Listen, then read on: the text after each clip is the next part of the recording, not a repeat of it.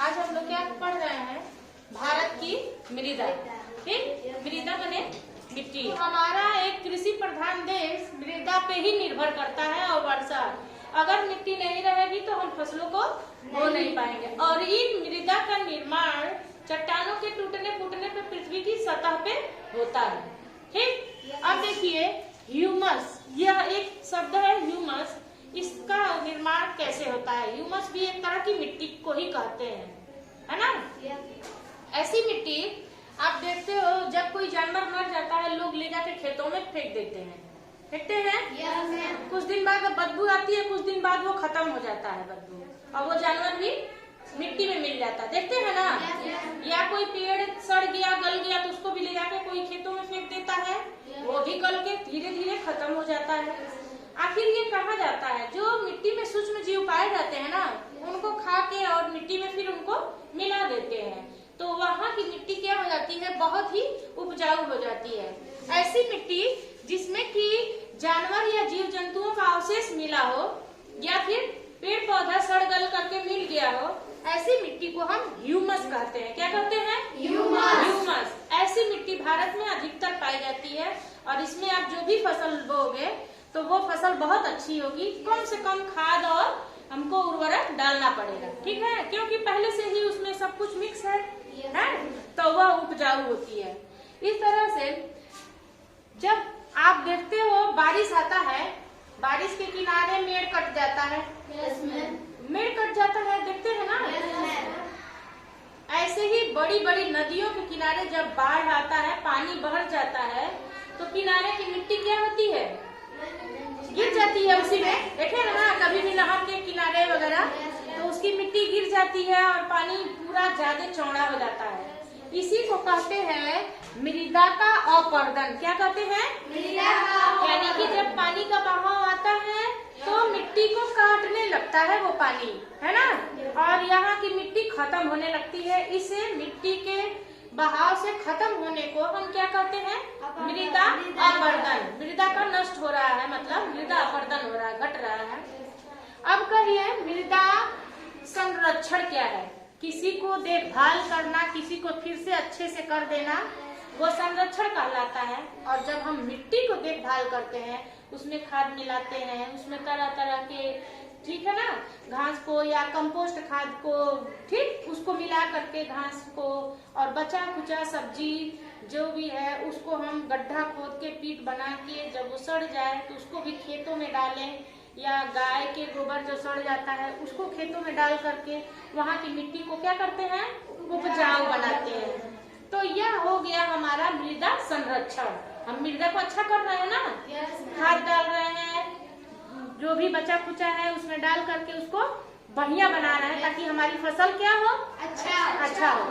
आप जानते हैं हर जगह भारत में एक ही जैसी फसल नहीं होती है, होती है? हमारे यहाँ कुछ जब फसल होती है तो कुछ जगह आपके गांव में ही देखिए किसी किसी के खेतों में गेहूं नहीं होता है, किसी किसी के खेतों में धान नहीं हो पाता है। ऐसे ही पूरे भारत में एक जैसी फसलें नहीं होती हैं। क्यों?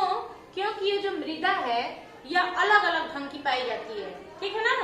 तो इस वजह से भारत में कई तरह की मृदा पाई जाती है, जिसमें से सबसे मुख्य रूप से जलोढ़ मिट्टी। जलोढ़ मिट्टी कैसे होती है? जब नदियां आती हैं अपने साथ जगह जगह की मिट्टी को क्या करती हैं? बहाते हुए ले जाती हैं, ठीक है? तो वो अपने साथ जगह जगह की जब मिट्टी ले आती है तो कई तरह की मिट्टी मिक्स हो गई ना। मिट्टी जब मिक्स हो जाती है तो वह मिट्टी बहुत महीन और उपजाऊ हो जाती है। इसमें हम बहुत भी जो भी फसल बोएंगे क्या होगा? बहुत ही मतलब उपजाऊ होगा और अच्छे से फसल होगा। और जो अपना उत्तर प्रदेश है, उत्तर का मैदानी भाग, हम किसमें रहते हैं? उत्तर प्रदेश का मैदानी भाग है।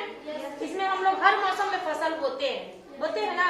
ये जो मैदानी भाग पूरा उत्तर का बना हुआ है, यह इसी जलोढ़ मिट्टी से बना हुआ है। नदियों के द्वारा लाए गए मिट्टियों से यह बना हुआ है जलोढ़ मिट्टी। अब यह सिंधु कौन लेके आता है? सिंधु और ब्रह्मपुत्र।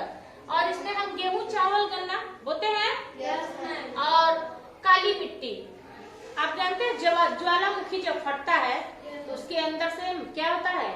मैग्मा, गरम, ठीक है ना?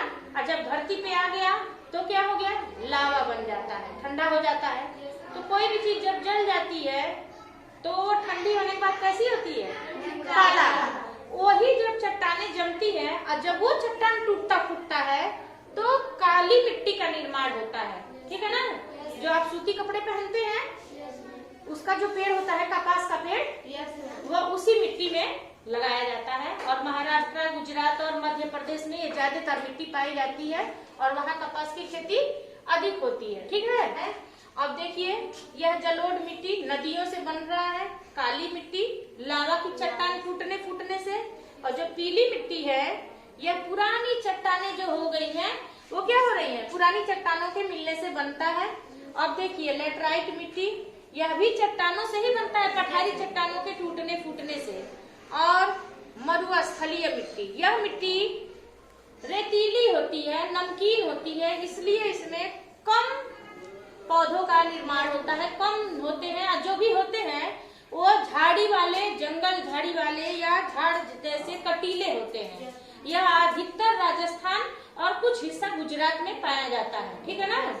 यहाँ पे देखिए, ये कटीली झाड़ियाँ टाइप की होती है, ऐसे ही झाड़ियों वाले घास फूस होते हैं, है ना। बहुत ज्यादा नहीं होता है क्योंकि आप जानते हैं राजस्थान में कम वर्षा होती है। एक तो वर्षा कम, मिट्टी भी रेत वाला, और दूसरा क्या है, यहाँ पे देखिए ये पेड़ इस तरह के लंबे पेड़ दिख रहे हैं।